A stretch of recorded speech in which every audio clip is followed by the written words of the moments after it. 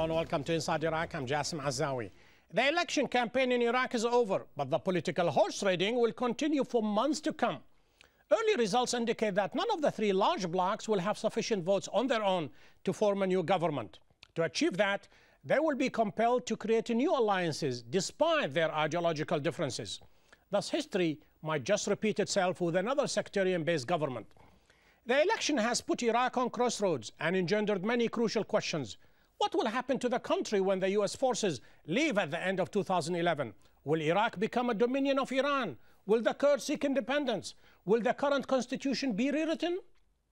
But before we start the debate with our three guests, I am joined from Baghdad by our reporter Mike Hanna. Mike, what do the initial results indicate?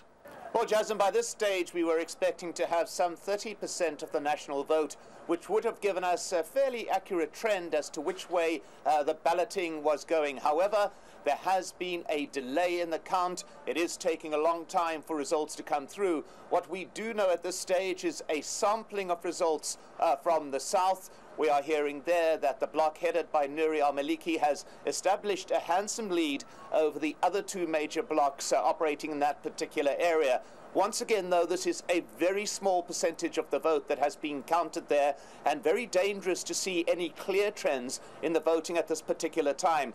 Likewise, we've just received results from Diyala in the northeast, and as well as from Saladin province, north of Baghdad, the largely Sunni area.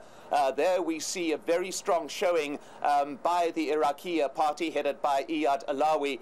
There's 17% of the vote has been counted in those two areas, and showing that Iraqi is showing very, very strongly there, that being the secular-based bloc, and that is giving a strong showing. Mike, the polls before the election as well as the initial results indicate that no one bloc will be able to form a government on their own simply because they don't have the votes in parliament.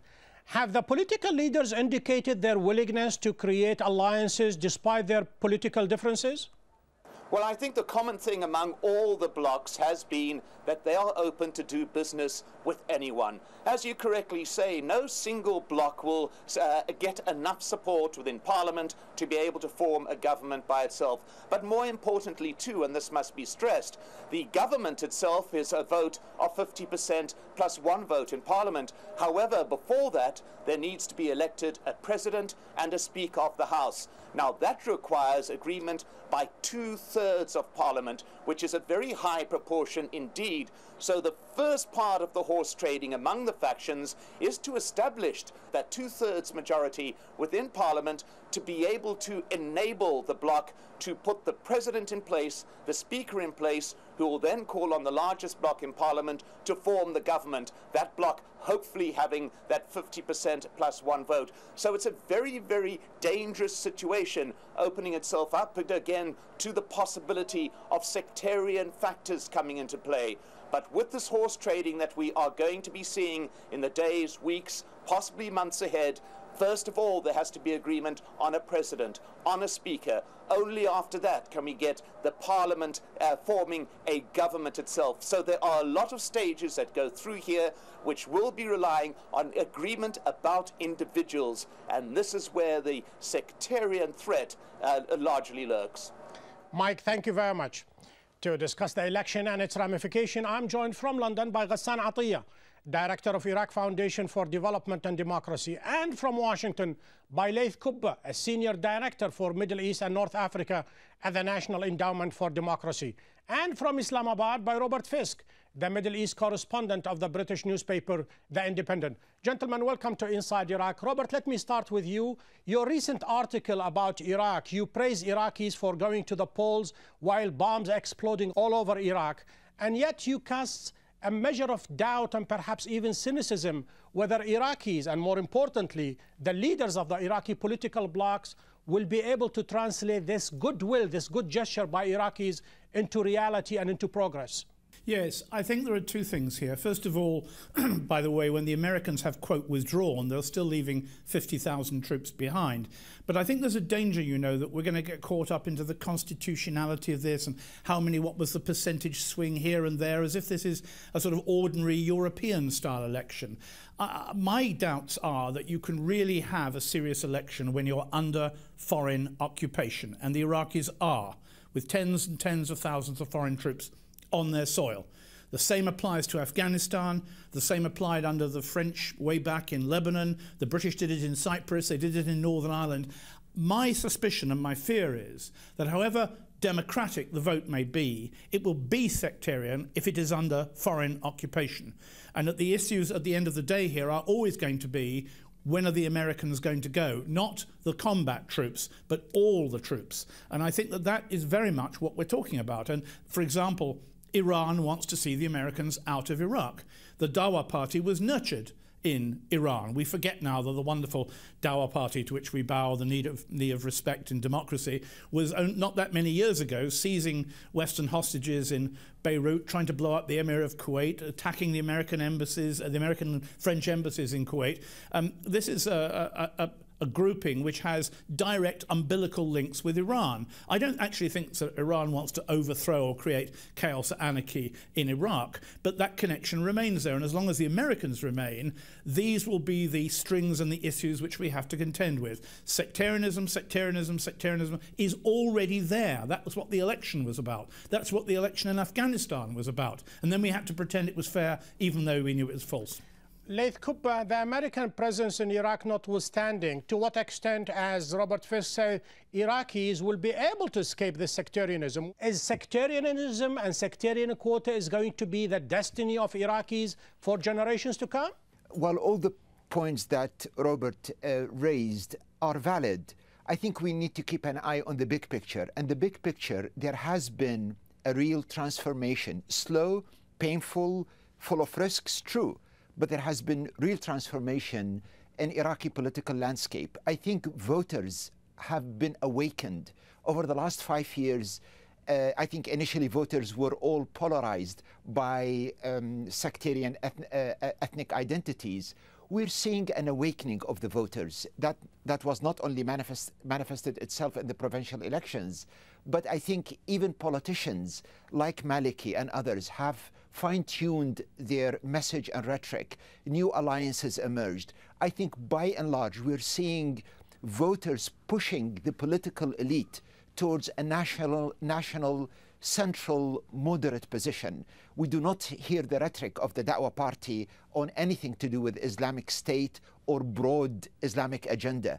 We're seeing politics, maybe raw, maybe rough, but I think we're seeing politics. I would argue sectarianism has not disappeared, but it is on its way out. We're going slowly and painfully move towards real politics in Iraq, and I think Iraqis deserves a lot of credit, despite bombs, over 130 bombs went off on the day of the elections. Ghassan Atiyah, is this a genuine transformation among Iraqi political groups and political leaders, or this is basically changing their tune simply because the provincial elections last year indicated that enough is enough? Jassim, to start with, Iraq is still not out of the wood. The problems are there, and the Americans realize this. The question is the incremental changes that will bring stability to Iraq. As an Iraqi, as any Iraqi or ordinary Iraqi, he thinks in terms of stability, where he can have his job, he can go along. He is not thinking in big slogans. The fact that election took place, no doubt better than 1925, logistically and the way, the manner it was done, this is a plus. The second question, will the party concerned in this election will accept the result if it is not to their liking, or are we going to see a repetition of the Iranian scene when the opposition defied the result and accused the government of rigging it? This is, we cannot tell unless we know exactly the result. The other thing, Iraq is basically divided and sectarian. This is a fact. The question, how to deal with it, how to help Iraq survive and grow on the situation. But simply cursing the darkness is not a solution.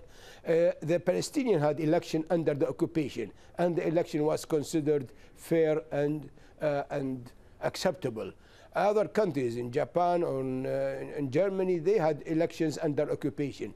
So this is not a question really. The question is we have to take it according to the Iraq situation. Leaving the election under occupation aside, Robert Fisk, there are many minefields will be facing Iraqis. Not least of them is this constitution. It has so many minefields in it that only by rewriting it or only by agreeing to rewriting it, it will resolve issues. We have the question of Kirkuk. We have the question of the representation, a proper representation.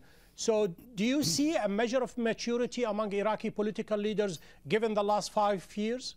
Well, I see a large measure of maturity among ordinary Iraqi people. I mean, I was there for the 2005 election, which was much bloodier than this one. And they're a very brave, tough people. We knew that anyway. I mean, they were fighting for so many years, but they turned out to be brave during elections. I think, though, there's another issue here. I mean, we've just heard, of course, quite correctly that under Israeli occupation, the Palestinians had fair elections.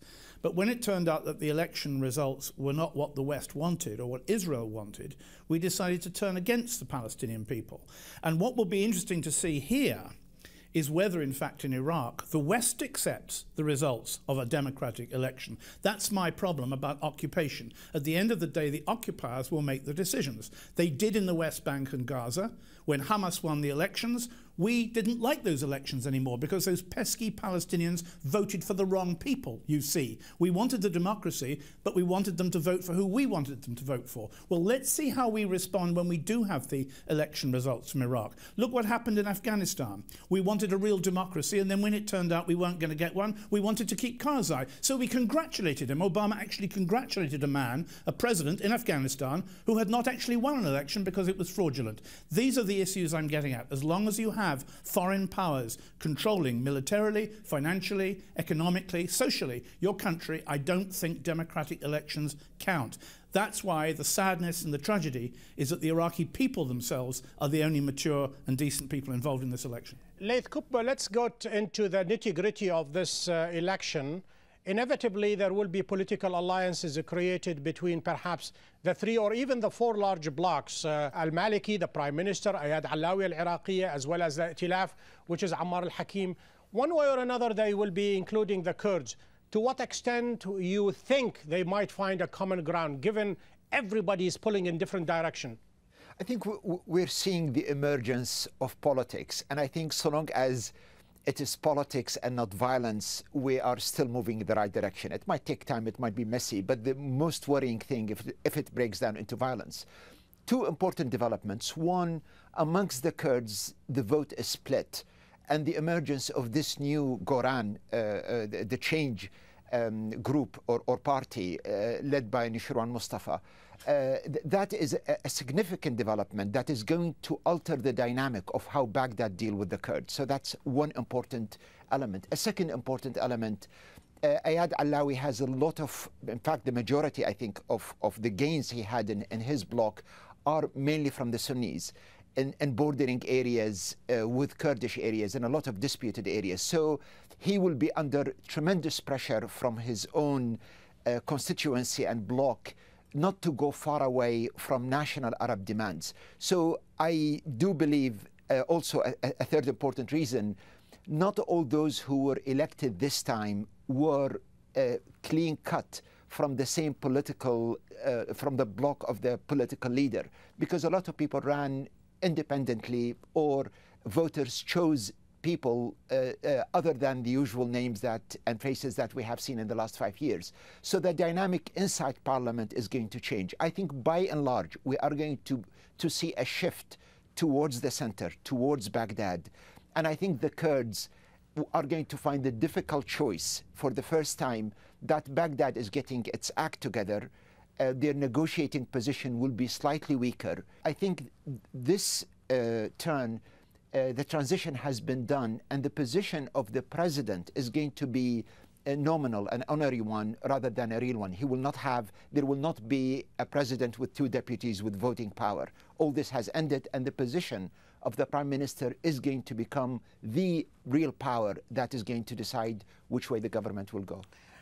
Ghassan Al-Atiyah, since Laith Kubba mentioned the Sunnis and they boycotted the election in 2005, to their chagrin they realized that you have to be inside the tent rather than outside it in order to affect change. But now that the Prime Minister is going to be perhaps the major mover and shaker in this new period, to what extent the other blocs, in order to make him a Prime Minister, they are going to insist to tie him up? That is exactly what Al-I'tilaf, the alliance of Ammar al-Hakim, said. From now on, we will not accept any unfettered political power for the Prime Minister. Let me point the following issues. First, the election of the president at the first round will need two-thirds majority, but the second round with a simple majority. The other thing is, with the Prime Minister needs a simple majority, 50+1 of those present. This will make things easy. However, the three positions, as in the 2005, most probably they will be dealt with as a package. All of the three of them at the same time, so they can reach an agreement. But we cannot really tell unless we see the final results. If the final results is acceptable to the parties with little here and there, this is a great development. However, if the result and the fact that they delayed the result, the way it is delayed, this doesn't augur well. If the result will not be acceptable by one group or the other, yesterday Ammar al-Hakim, in an interview, I think with the Jazeera, he said that according to him, Al-INA, his alliance, will be the second, only 7 seats less than Al-Maliki. This is totally different from Allawi group. They expect to be the second. How they will react, I am receiving messages of discontent and objections. Robert Fisk, let us step away from the minutiae of the Iraqi election and look at the broader picture. You are a student of history. You know very well Iraq has always been the football between the Roman Empire and the Persian Empire. And throughout century, Iraq has become the battleground for all these major forces. Do you think this election is going to change, somehow is going to keep Iraq away from Iran and perhaps pull it back into the Arab fold? How difficult is it going to be for Iraq and for Iraqi nationalism to re-emerge and go back to the Arab fold? Well, first of all, I rather suspect that the battle is between Iran and the West, not between Iran and Arab nationalism and the Arab fold, as you put it. It was very interesting, wasn't it, that when Maliki's people and basically, let's be sectarian for a second, I'm sorry to say, the Shia tried to stop Baathists, people with Baathist backgrounds, from participating in the election. This was very similar, was it not, to the Committee of Experts in Iran, who also have the right to ban, for various reasons, certain candidates in elections. I thought that was a bit chilling, although I noticed that none of the commentators or analysts covering the election, this election, actually chose to mention this. Look, Iraqis, and you know, if you look at the Kurds, they feel more like Arabs than they do like Turks, I suspect. So it would seem when you're in Kurdistan, anyway. I think that, you know, the Iraqis are Arabs, and they've always known they were Arabs, and they're not going to suddenly start becoming Iranians. They're not Persians. It's not the same people. What I do fear very much is that as long as the West, the successor to your Roman Empire, or I suppose my Roman Empire, has such enormous power in the Muslim world, things will always be skewed, and people who are on the earthquake plates, like Iraq or Lebanon, are always going to suffer for it. I mean, my own feeling, I've made it clear before on Al Jazeera English, is that until militarily the West leaves the Muslim world, we will not see an end to violence. Violence might continue, but at least it won't be of the same intensity. And I think that the Iraqis are caught up playing this honourable, brave game of democracy in the midst of crashing temples and collapsing worlds. And that's what makes me so, you said cynical. I'm not sure I'm cynical, but I do see this as a very tragic part of the world. And we keep wanting to inject democracy when what we should be talking about is justice. Justice for Palestinians, justice for the whole issue of the Kurds and the Kirkuk area, if you like, justice for the Shiites, justice for the people of the Gulf. That is what we Westerners do not want to speak about. And that, I think, is why Iraqis did go to the polls. But I don't know if that's why the politicians were interested in. Ghassan Al-Atiyah, What are the possibilities that Ayad Allawi and Nouri al-Maliki, they might split the difference between them, and each one of them will rule for 2 years and then hand over the mantle to the other one, just for the sake of keeping the country together? I very much doubt this. We don't have the tradition to accept such compromises. Allawi thinks himself as a president, as a prime minister, and he will never accept other than that. Thus, Allawi will try to seek to make an alliance with the Al-Hakim group and with the Kurd, and then will come with a majority. However, this will mean that he will be more in line with Al-Hakim and his sectarian position and the Kurd and their nationalist one. Thus, his own group will have difficulty, especially in Mosul and Salahuddin, and then he will have to face a split, a division in his within group. If he can secure and the position of premiership with the help of the Kurd and Al-Hakim, even with the loss of 50% of his parliamentary group, he would do that. But if he is not sure he can be prime minister, he will not do that, and he will prefer to be in the opposition. Laith Kubba, from your knowledge about Iraq, have Iraqi politicians reached the maturity to think along the line of responsible opposition? A lot of them, as you know, colleagues or ex-colleagues, my judgment is that we will see in this election that the voters chose new blood, new faces, and I think there will be an emergence of a new class of people maybe less seasoned, less known, but not from the hardcore years of opposition to Saddam Hussein. I think Iraq now has definitely by now entered the new phase by which it needs people who think of the nation, think of the people, think of developing the country.